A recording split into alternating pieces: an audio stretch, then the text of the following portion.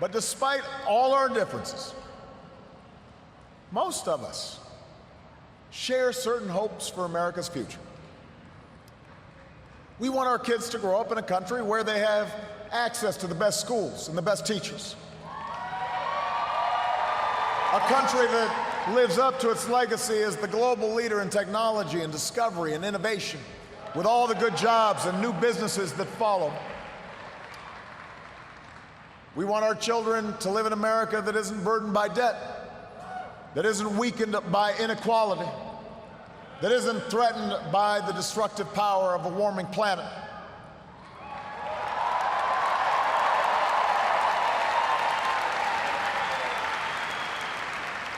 We want to pass on a country that's safe and respected and admired around the world. A nation that is defended by the strongest military on earth and the best troops this world has ever known.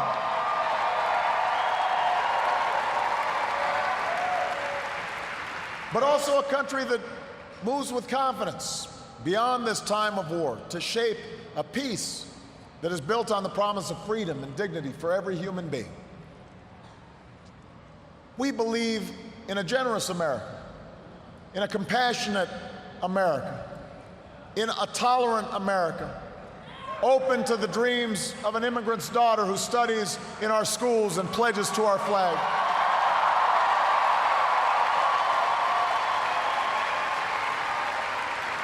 To the young boy on the south side of Chicago who sees a life beyond the nearest street corner.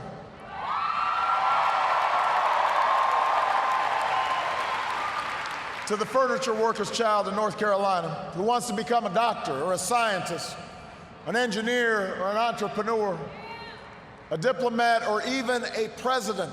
That's the future we hope for. That's the vision we share. That's where we need to go.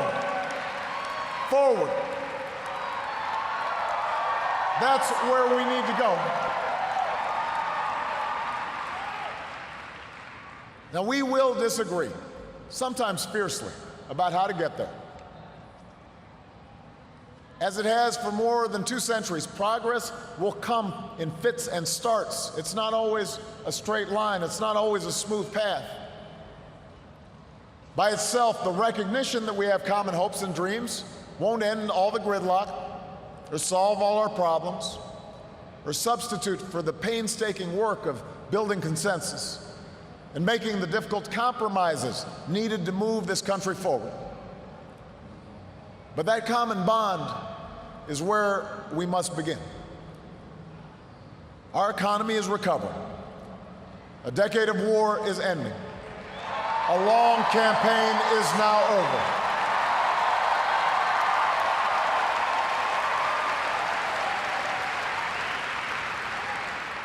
And whether I earned your vote or not, I have listened to you. I have learned from you. And you've made me a better president. And with your stories and your struggles, I return to the White House more determined and more inspired than ever about the work there is to do and the future that lies ahead.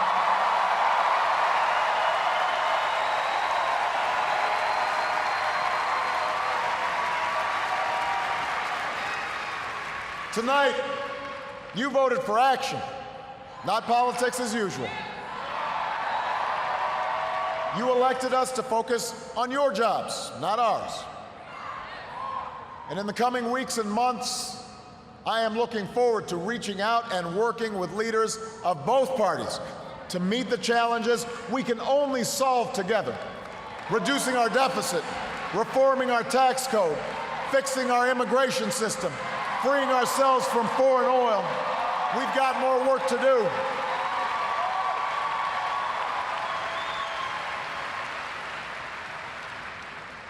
But that doesn't mean your work is done. The role of citizen in our democracy does not end with your vote.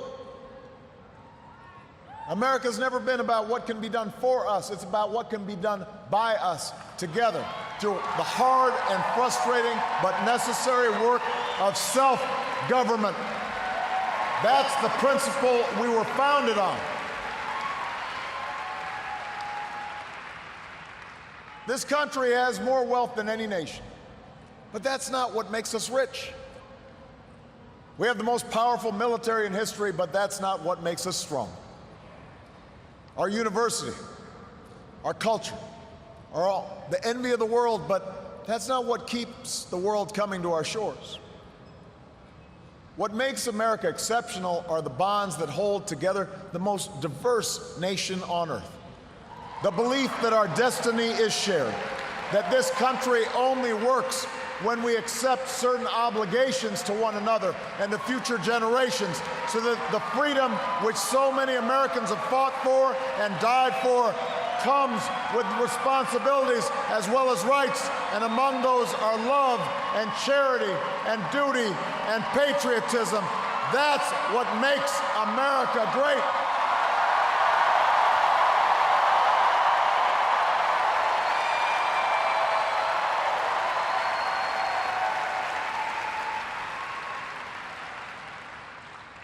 I am hopeful tonight because I've seen the spirit at work in America. I've seen it in the family business whose owners would rather cut their own pay than lay off their neighbors, and in the workers who would rather cut back their hours than see a friend lose a job. I've seen it in the soldiers who re-enlist after losing a limb, and in those SEALs who charged up the stairs into darkness and danger because they knew there was a buddy behind them watching their back.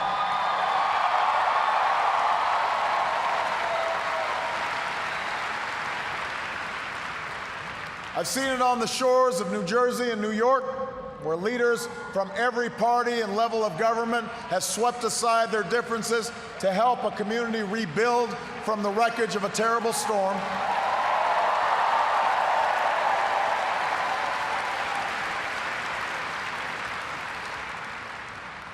And I saw it just the other day in Mentor, Ohio, where a father told the story of his 8-year-old daughter whose long battle with leukemia nearly cost their family everything.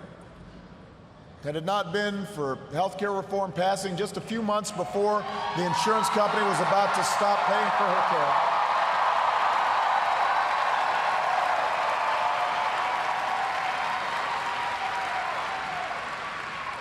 I had an opportunity to not just talk to the father, but meet this incredible daughter of his. And when he spoke to the crowd, listening to that father's story, every parent in that room had tears in their eyes, because we knew that little girl could be our own. And I know that every American wants her future to be just as bright.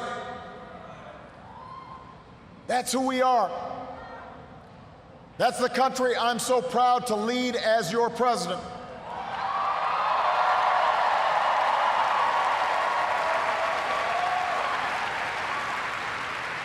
And tonight, despite all the hardship we've been through, despite all the frustrations of Washington, I've never been more hopeful about our future.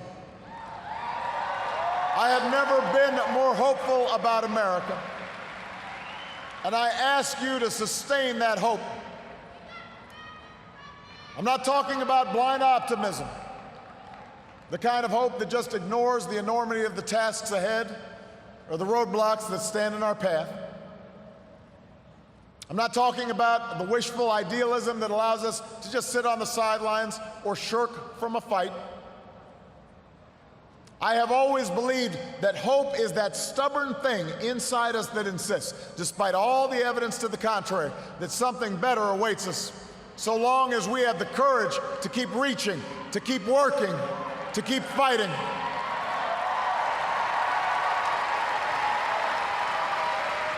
America, I believe we can build on the progress we've made and continue to fight for new jobs and new opportunity and new security for the middle class. I believe we can keep the promise of our founding, the idea that if you're willing to work hard, it doesn't matter who you are or where you come from or what you look like or where you love. It doesn't matter whether you're black or white or Hispanic or Asian or Native American or young or old or rich or poor, able, disabled, gay or straight. You can make it here in America if you're willing to try.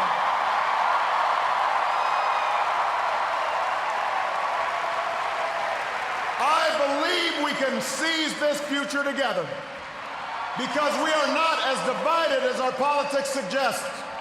We're not as cynical as the pundits believe. We are greater than the sum of our individual ambitions, and we remain more than a collection of red states and blue states. We are and forever will be the United States of America.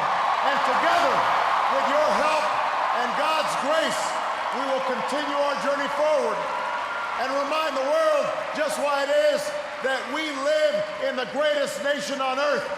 Thank you, America. God bless you. God bless these United States.